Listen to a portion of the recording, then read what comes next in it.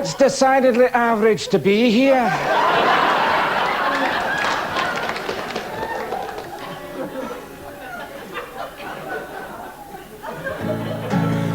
If it wasn't for the accent, where would you be? Especially when you're mingling with high society. Spewing up carrots and tickling piles might get them rolling in the aisles, but more so when they hear an accent. Did you know?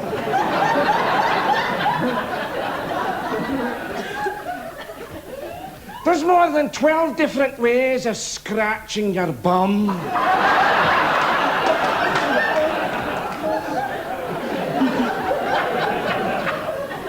I was telling Lord Snowdon the other night at a charity ball for destitute Sloane Rangers. You know, some of these poor devils are down to the last BMW. So I turns to Lord Snowdon, I says, Snozy, you're eating beluga caviar, so you should be drinking 76 Chablis, not Mouton Rothschild 45. He says, come on, Bill. How am I supposed to know that? I haven't had your experience of 12 years on the Clyde dockyards.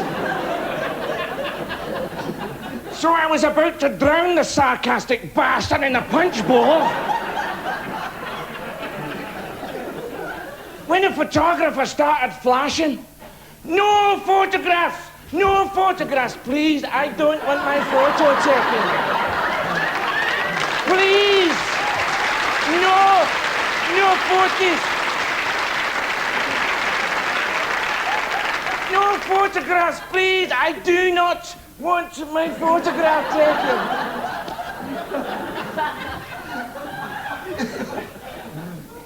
When suddenly, my attention was drawn to a strange wee four-eyed guy from Lancashire. He was sort of hairy like me, but kind of different like, you know. He had no wee pointed beard like this, so that's got to go. He had very similar sideburns, but these wee pair of round glasses on. But he had no long hair like this, but a sort of a wee stumpy neck that kind of went right down into his shoulder.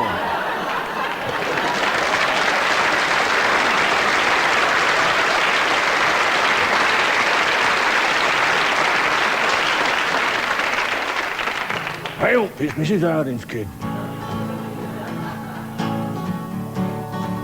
Well, my granny's in the coal shed, shoveling nutties like.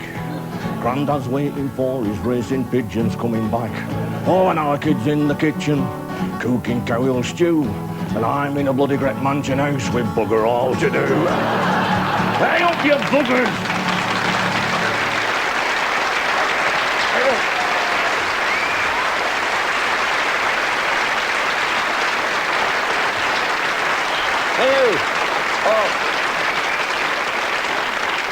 Oh, you know, the face of comedy has changed a hell of a lot over the last 5 years. From Connolly and Harding to the more outrageous, violent, alternative comics. Violence? Violence? What violence, Philip? This isn't violence. I mean, this is surrealistic comedy culture.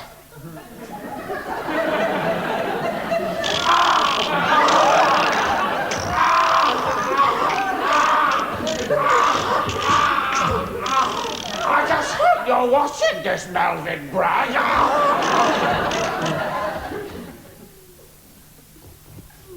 You are a complete, utter.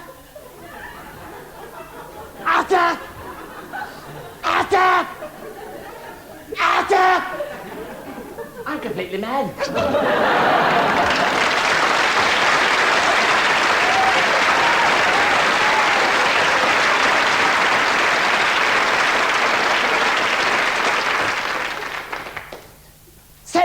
on fire. See if I care. I'm completely nutty. Absolutely crazy. I even eat my own earwax. And it really annoys my parents. And if that's not bad taste, I jolly well don't know what is. Oh dear me, I seem to have run dry after 28 years. Stop that, young Rick, and listen to your Uncle Alexa. You've been alternative long enough. Don't you think it's about time you settle down into a nice mainstream slot on ITV, like that nice Jimmy Tarbuck, earning £3 million a second and advertising microwave incinerators? You'd better be sharp.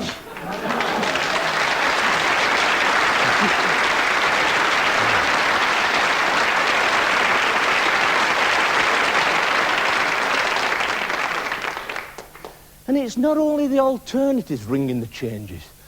I mean, we've got the influx of the top American comics to our shores.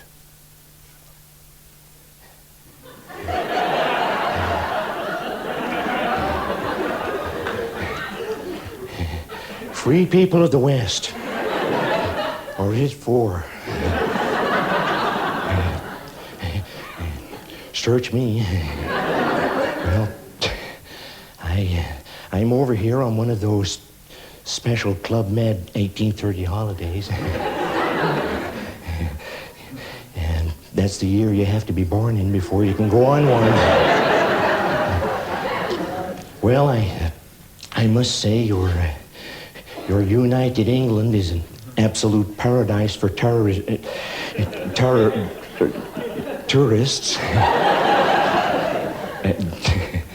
Well, only this morning, I was watching the changing of the guards at Euston. Just love those greasy blue uniforms. Well, people of America, what can I say? Get yourselves to the U of K. Was that okay, Maggie?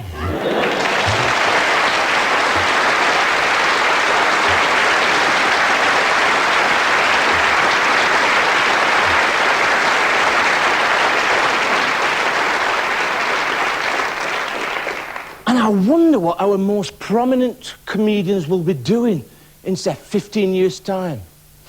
You see, a comic spends all his time and effort learning and honing the subtle art of comedy to prepare himself for the ultimate demands on his perfected talents.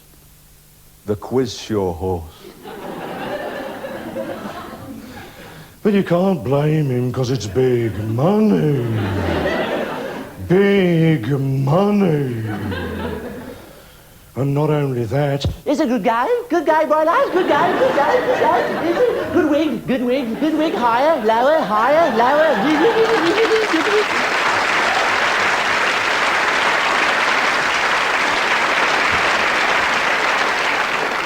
Knickers, knackers, knockers.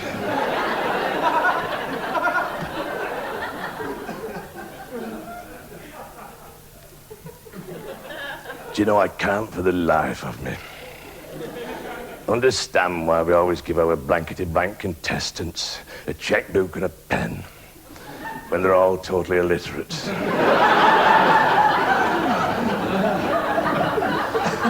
They'd be a lot happier with a big lump of Play-Doh.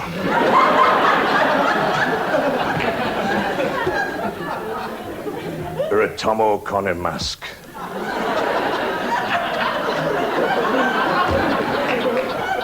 Right, Doris.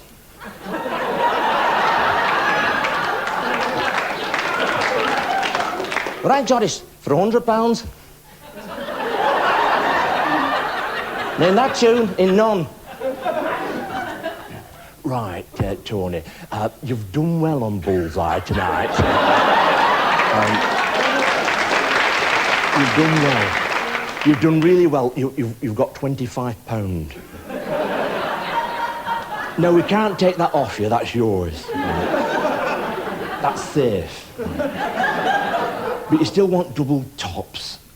for the washing machine. Right, off you go, Tony. Good luck.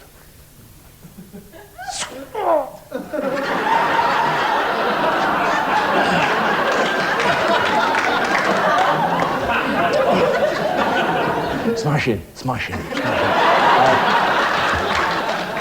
That round thing's the board over there, Tony.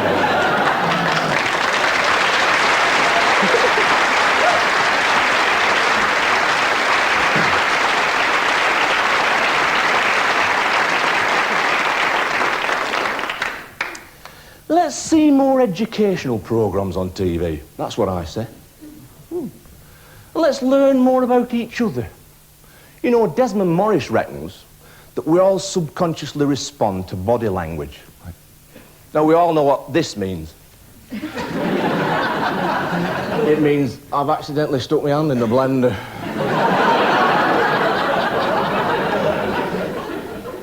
And this? This is a primeval attack warning.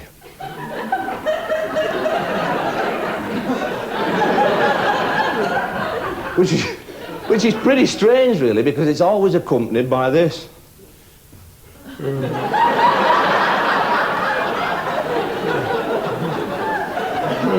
gonna kill you in a minute.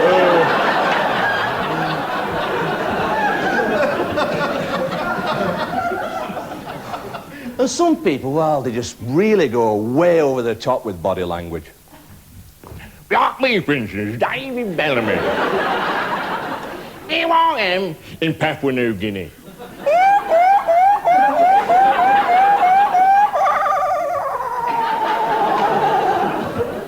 These jungle noises really give me the heebie-jeebies.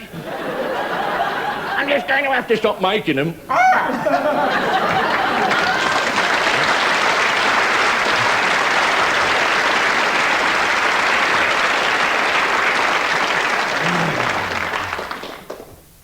And some people, well, they just haven't got body movement at all.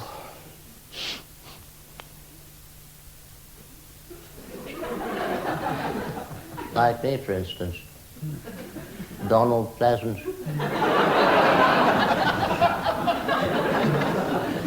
You see, I've got those stark staring eyes. So I can star in scary roles. In those strange, sophisticated films. And as you have noticed, I'm always scripted with 6 or 7 S's in every sentence.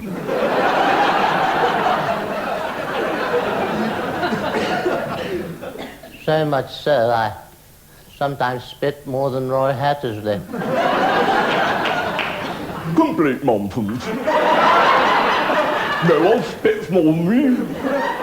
I'm known as the human fire extinguisher. And when I start in the Labour Party manifesto, well, I make a very effective garden sprinkler.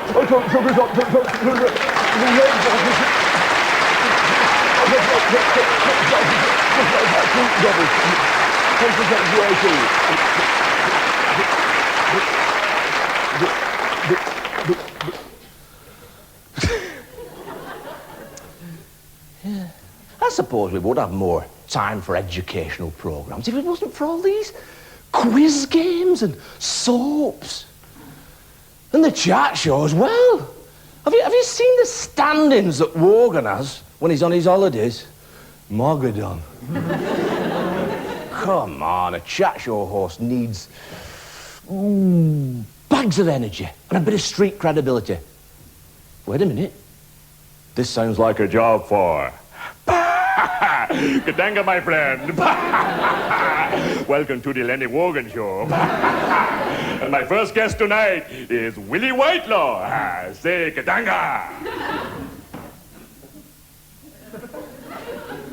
Kadanga. But you see, Mr. Henry, I can't talk to you tonight because I'm far too busy digesting a 400-course Jacobean banquet. And I could quite categorically state that these great jowls dangling below double chins is absolutely wonderful. And I could quite unashamedly say without question of a doubt that these great layers of fat and off a lot of plate is absolute tripe. And furthermore, Wait a minute. Wait a minute, what's this? Oh, pie rose. I just discovered a 2.5 pound chunk of venison in between my molars. And it's absolutely delicious. And I'm not sharing it with you, Lenny, what's his name, Katanga.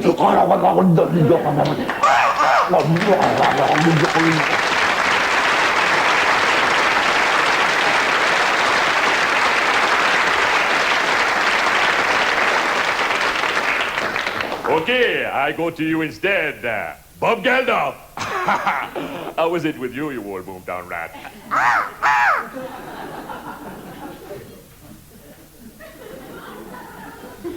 Well, Lenny. Oh, Katanga, by the way. Just hang on a minute while I unsmarten myself up.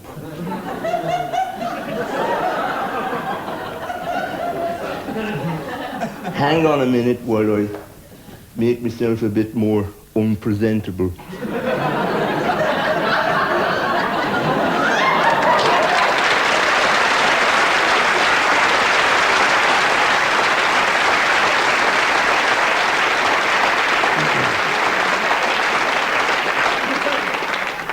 Well, as you can imagine, Lenny, I feel crap.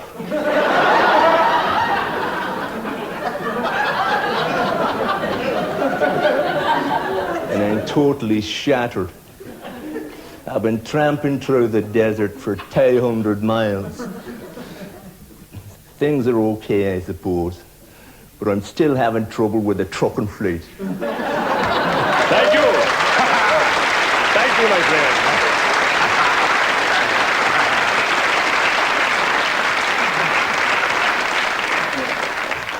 And now, over to our outside broadcast in Yorkshire. King Arthur Scargill take no hassle from his home in Barnsley Castle. Can you hear me, Arthur? Hear you? Hear you? No. But if I said I could, you wouldn't believe me. And that would be true, so I'm not going to. And yet if I said I couldn't, you would believe me, and that wouldn't be true. So I'm not going to say I can when I can't, or I shall when I shan't, or I do when I don't, or I will when I won't. So the answer is quite simply this. Yes, I can hear you perfectly.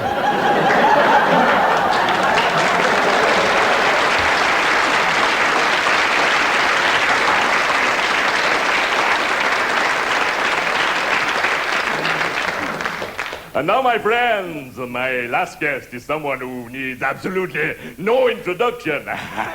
Wait a while I go and prepare the stage for him.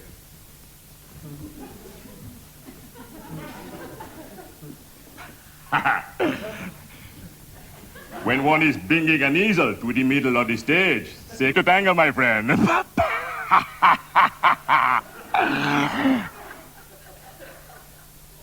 Well, that is good night from me. But now, I leave you in the capable hands of the one they call the Master!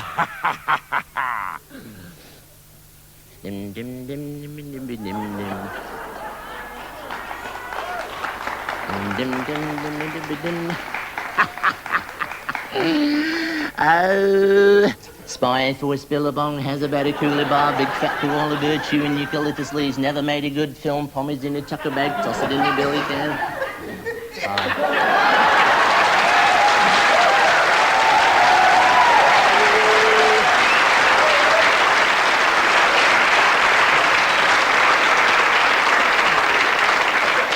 Give bounty to a dingo.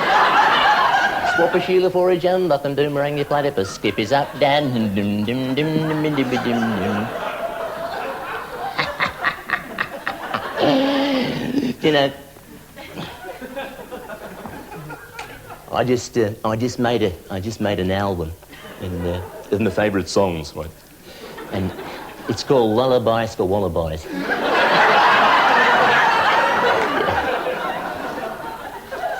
What a lovely title.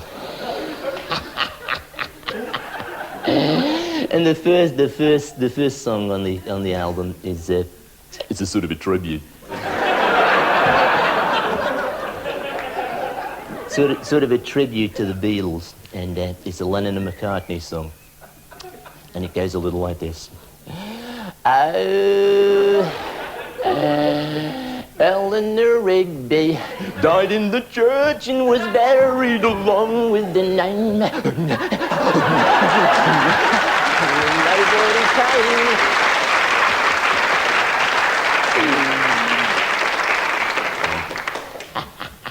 Did you like it? Of course you liked it, yeah. And the last track on the album is a sort of a tribute to my good mate, Rupert Murdoch. What a nice guy. And what a lovely little newspaper he prints, eh? Oh, the sun arrives early in the morning. The sun arrives early in the morning, spreading all the shite all around.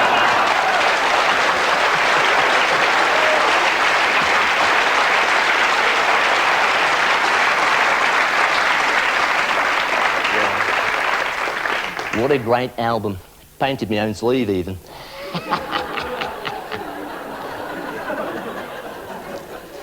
But you know, I first started painting when I was a littlie.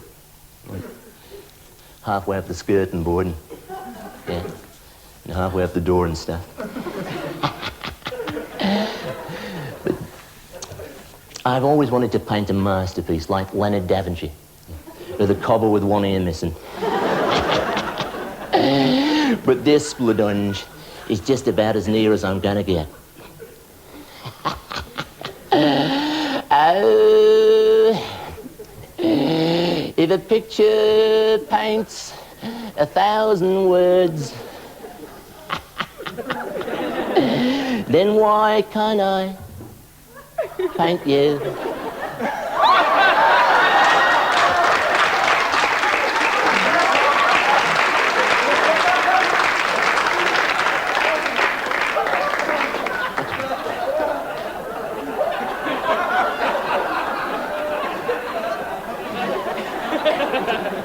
The words will never show. Do you?